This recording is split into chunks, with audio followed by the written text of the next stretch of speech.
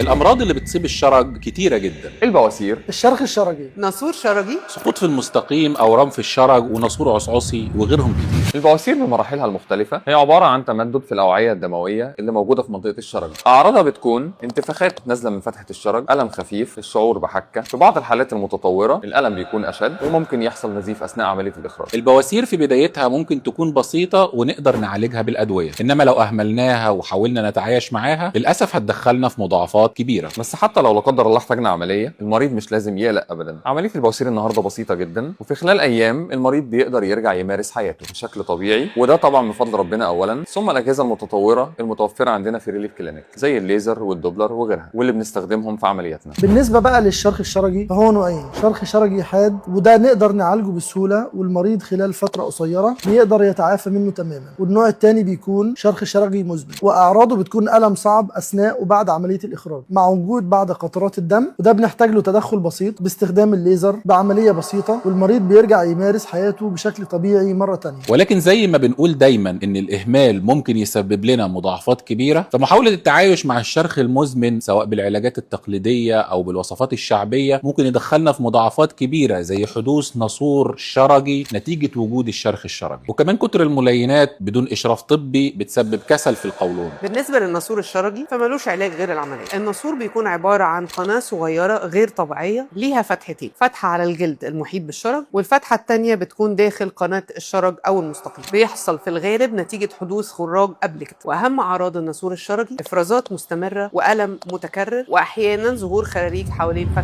الشرج. مفيش داعي إننا نقلق من عملية الناسور الشرجي، العملية بسيطة وسهلة ولكنها بتختلف من حالة للتانية. في حالات بيكون الليزر هو الأنسب في علاجها، وحالات تانية بنستخدم الجراحة المتقدمة في علاجها، وحالات تالتة ممكن ندمج ما بين الليزر والجراحة المتقدمة. لكن المهم وكلمة السر في التعافي من الناسور الشرجي بعد العملية هو اتباع تعليمات الدكتور كويس أوي والحفاظ على نظافة المنطقة. مش عايزين نطول عليكم أكتر من كده، لكن إحنا بفضل ربنا في عيادات ريليف كلينيك وزي ما اتعرفتم على كل الطاقم الطبي اللي عندهم الخبرة الكافية والكبيرة في مجال جراحات الشرج والمستقيم، وده بالإضافة لوجود التقنيات الحديثة والأجهزة الحديثة سواء في التشخيص أو في العلاج. فالريليف كلينيك بتوفيق ربنا سبحانه وتعالى هي صرح كبير جدا في مجال جراحات الشرج والمستقيم. أنا دكتور محمد الشحات، استشاري الجراحة العامة وجراحات الشرج من عيادات ريليف كلينيك. أنا دكتور عبد الرحمن العمري، أخصائي الجراحة العامة وجراحة الشرج والمستقيم من عيادات ريليف كلينيك. أنا دكتورة مها غالي، استشاري الجراحة العامة وجراحات الشرج من عيادات ريليف كلينيك. أنا دكتور سامي عبد الستار، استشاري الجراحة العامة وجراحات الشرج والمستقيم، مؤسس عيادات ريليف كلينيك. أشوفكم دايما بصحة وعافية.